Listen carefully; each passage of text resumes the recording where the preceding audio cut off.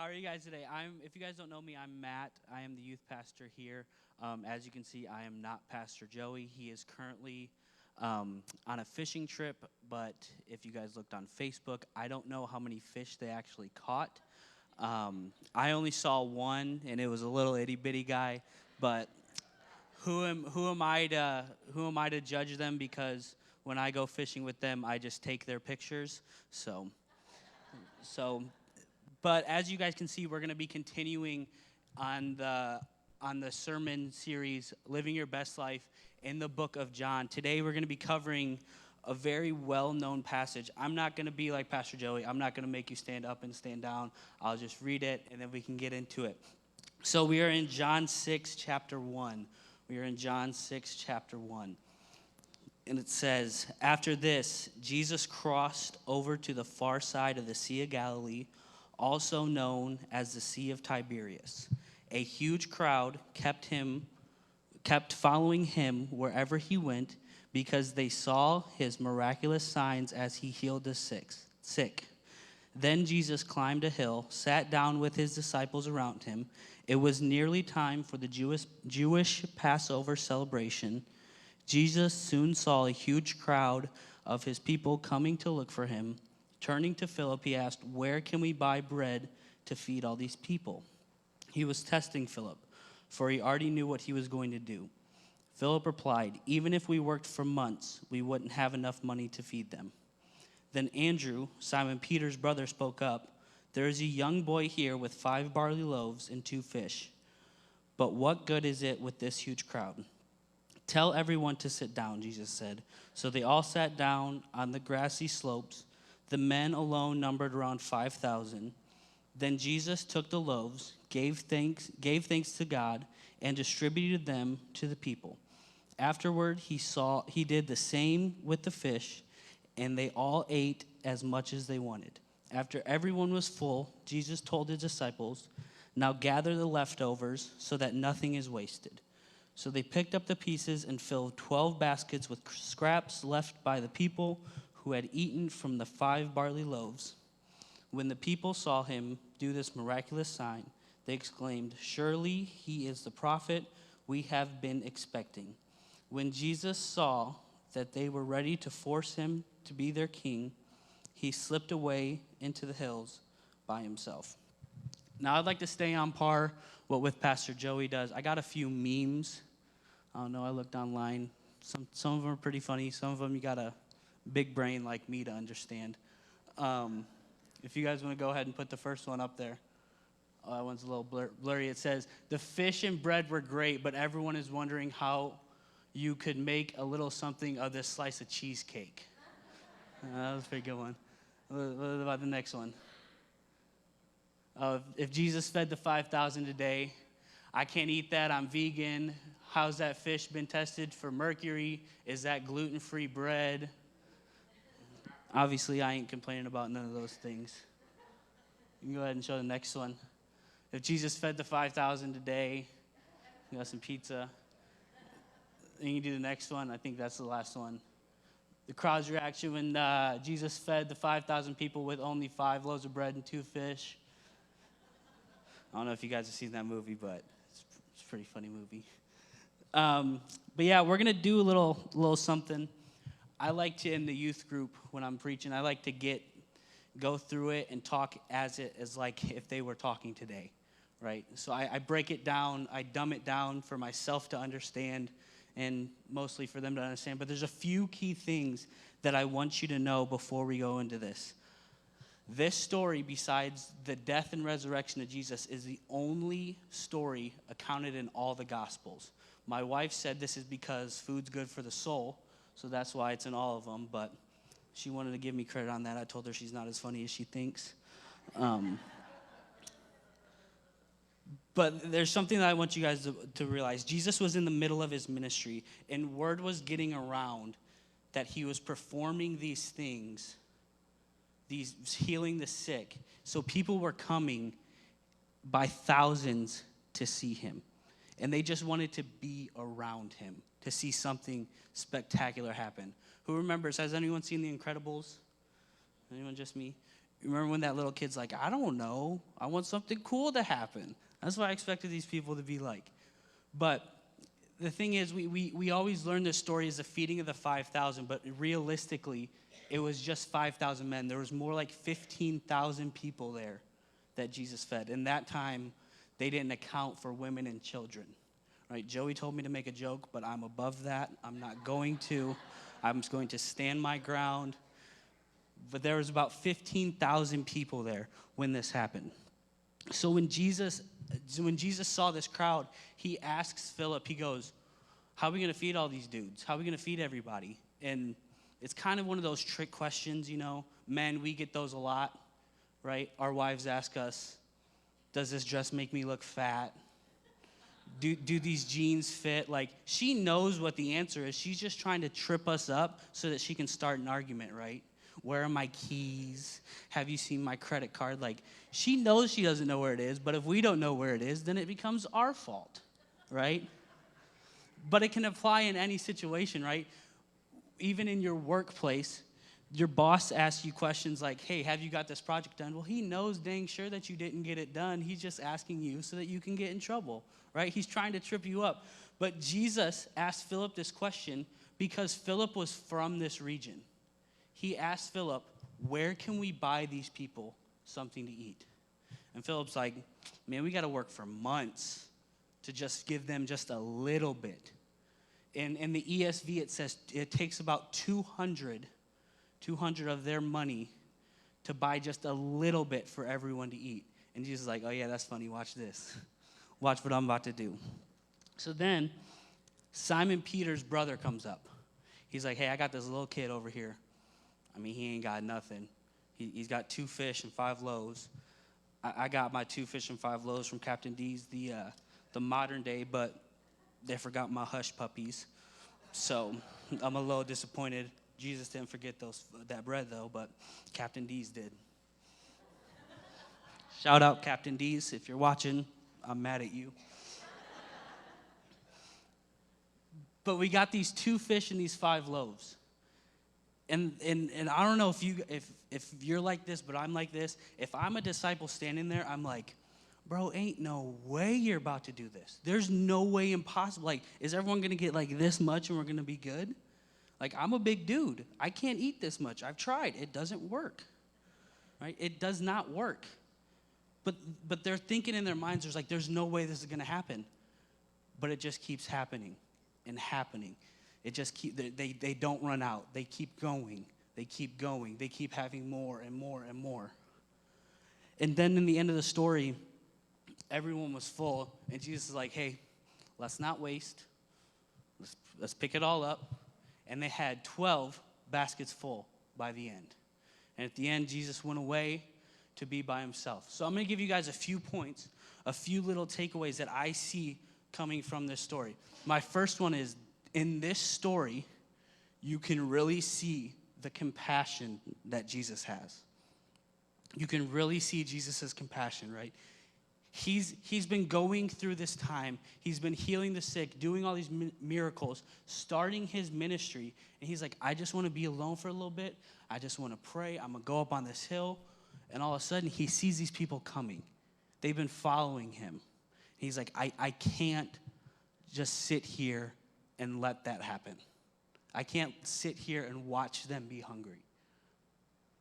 So instead, he performs one of the greatest miracles, I think, in my eyes, and provides food for everyone because they are hungry, right?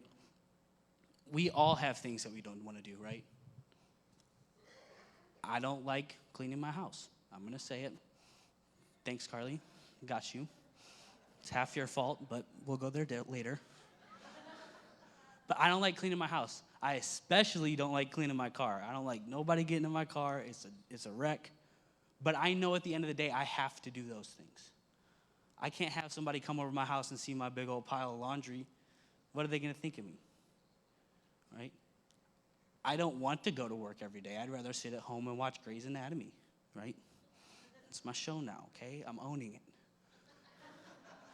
I'd rather sit at home and watch Grey's Anatomy. I'd rather sleep till noon every day eat whatever I wanted to. But I know at the end of the day, I have to do these kinds of things. I know that there's people out there that need Jesus. I'm an introvert. I don't want to go talk to them. But I know that God has commanded me to talk to them. I know that God has commanded me to share the gospel with them.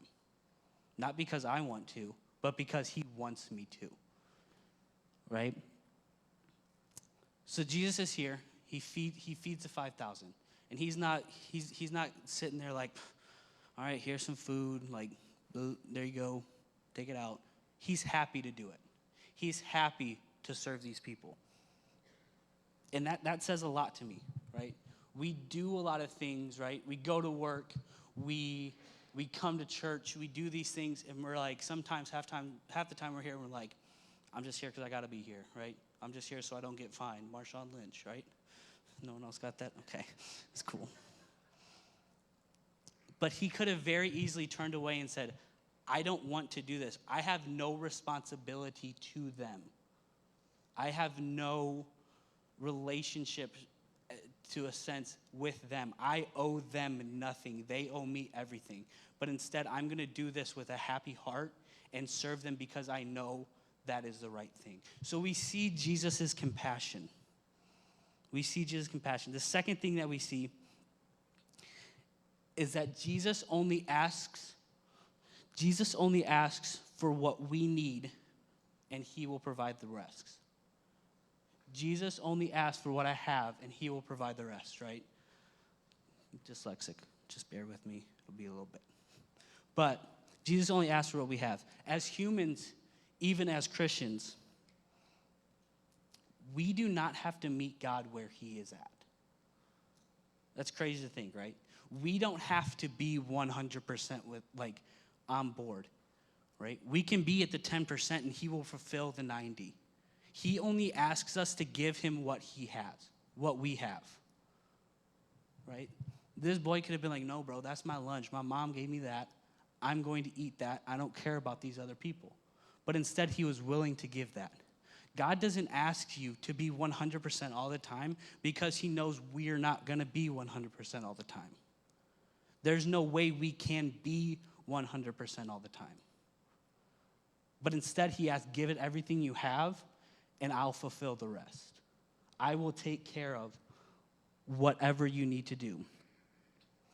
Because honestly, in today's age, as Christians, we've turned more into seat takers and filling an obligation by going to church instead of on-fire Christians that don't want to give God everything we have. We want to give him a little bit and be like, that's enough, I'll keep the rest for me. I'm not 100% sure, here's 5% of my time. I like my other 95%. That's how I was. I grew up in church, if you don't know my story. My dad's a pastor up in Detroit, on the outskirts of Detroit. And my entire life, I was probably in church the second day after I was born. I had a key by the time I was 8, right? I knew the alarm codes, I had everything. I was there all the time. But my biggest thing is I didn't want to go 100% in. I didn't want to give him everything I wanted to because it was quote unquote not cool. I wanted to do all these other things, and I didn't want to give God everything I had because at the end of the day, it's my life, I'm going to do what I want. It wasn't until I realized that it's not whatever I want. And there's no better feeling than when you give God 100% of what you have. So if you give God what you have, he will provide the rest. My third takeaway is that Jesus is bigger than any expectation we could ever have. Jesus is bigger than any expectation we could ever have. There's no way that the disciples could have expected what was going to happen. No way. Right? I expected Captain D's was going to give me my hush puppies, but they didn't. There's no way that they could have expected 2 fish and 5 loaves to feed 15,000 people. I've never seen 15,000. Well, I have seen 15,000 people. But I think of this. You go to Arrowhead or you go to Kauffman Stadium. There's 15,000 people there, easily. And Jesus fed them with 2 fish and 5 loaves. There's no way that the expectation of anyone there was not exceeded by what happened. We set expectations and we set things for ourselves that we can't accomplish, right? I'm 5'10". I wanted to be in the NBA. There's no way that's going to happen. I set expectations that I wanted to get my PhD one day. Well, I'm not smart enough, right? I don't like school. That's not going to happen. I set an expectation that I wanted to host Saturday Night Live one time. Obviously, I'm not funny enough. But we set these expectations for ourselves that we want to accomplish, but until we realize that the expectations that we set for ourselves only God can accomplish is when they will get accomplished. When you set big goals and you set big expectations for yourself, that's when things are achieved. That's when things happen. Because when you don't set goals, if you don't set spiritual goals or spiritual expectations, that's when you become lukewarm Christians. And we talk about this in the youth group all the time, that a lukewarm Christian is a dangerous Christian. A dangerous Christian. Jesus spits them out of his mouth. He is disgusted by them because they're neither cold, they're neither hot. And they're killing the church. It's killing the local church, lukewarm Christians are. On average, a church closes its doors. 10 churches close its door every month in America.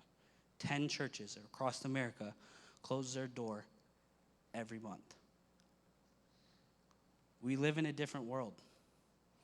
It's not cool to come to church. But the expectations that you set for yourself that God can achieve will do more than the devil ever will. It's up to us, right? It's not up to the last generation. It's not up to the generation before that. They set the groundwork, but now it's our turn, right? We like to put church on a back burner. We like to put God on a back burner because everything else is more important than going to church. But at the end of the day, when you're looking at God face to face, what's he going to say? Is he going to say, well done, my good and faithful servant? Or is he going to say, hey, you know what? You put me second. Turn away from me, I never knew you. That's a real reality that we face. I watched last night Chris Pratt's acceptance speech for Man of the Year from MTV Awards. Have any of you guys seen that? No? Just me? Okay. Well, there's a couple, if you want to look it up, there's a couple of different funny things he says. Like, one, he says, don't be a turd. Two, he talks about how if you have to use the restroom at a party, how to do so. And then at the end, he closes it out with saying, you have a choice with your life. Your eternity is real.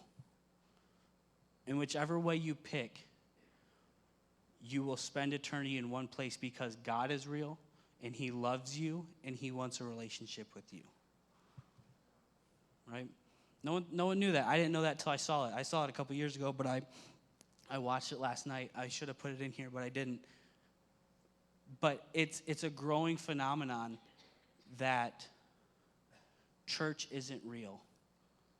God's not real. But I can count to countless people around this country, around this world, even in this room, that in their lives you can see that God is real, right? So expectations, God is bigger than any expectation that you have.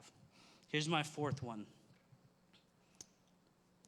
There's no problem in the world that is too big for Jesus.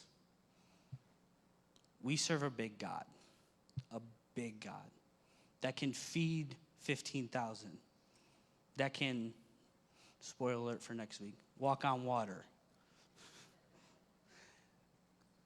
that can make creation with the snap of his finger. We serve a big God that does big things, so why do we treat him like he's not? We have countless people in this church, around the world, in this country. Well, yeah, obviously in the world and the country. But that know that we serve a big God. They were so far gone to the point to where God was the only thing that could have brought them back. We serve a big God that does big things. And if you don't believe that, I can show you. I can show you that he does big things. Now, if the band will come up, we're going to close. I got 2 questions real quick. You got 2 questions. First, I'm going to talk to the non-believers in the room. What's stopping you? What's stopping you from today putting your... there we go. We're back. Putting your faith and trust in Jesus Christ, right? Because I promise you, at the end of the day, he wants a relationship with you. God doesn't care what you've done. God doesn't care what you're currently doing. And God doesn't care what you're going to do. He still loves you and wants a relationship with you. And if you're sitting there today like, I think I'm saved, but I'm not 100% sure. What's stopping you from making the greatest decision in your life? What's stopping you from putting your full trust in Jesus? Because I've seen time after time after time that we do serve a big God and that he has life change. He can change your life for the better every single time.